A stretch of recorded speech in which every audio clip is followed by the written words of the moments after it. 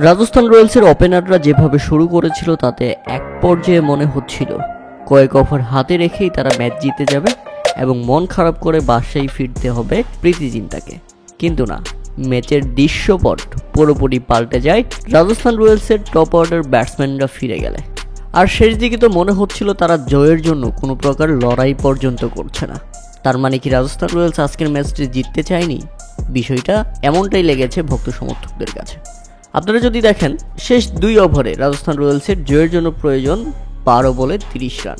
ধ্রুব জুরেলের মতো sad batsman তখনও অপরাজিত, কিন্তু শেষ 2 ওভারে তারা যেভাবে ব্যাটিং করলো তাতে মনে হয় না তারা ম্যাচটা জিততে চেয়েছে, কারণ বাউন্ডারি আদায় করে নেওয়ার তেমন কোনো চাপই দেখা যায়নি তাদের মধ্যে।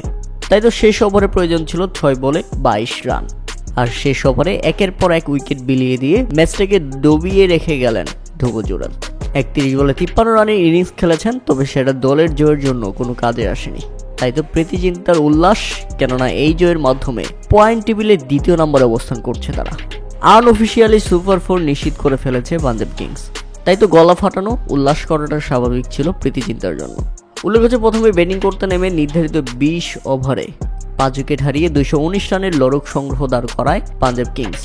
দলের হয়ে সর্বোচ্চ 37 বলে 70 রানের ইনিংস খেলেন নেহাল অধিরা, আর দ্বিতীয় সর্বোচ্চ 30 বলে শেষ দিকে 59 রানের অপরাজিত ইনিংস খেলেন শশাঙ্ক সিং।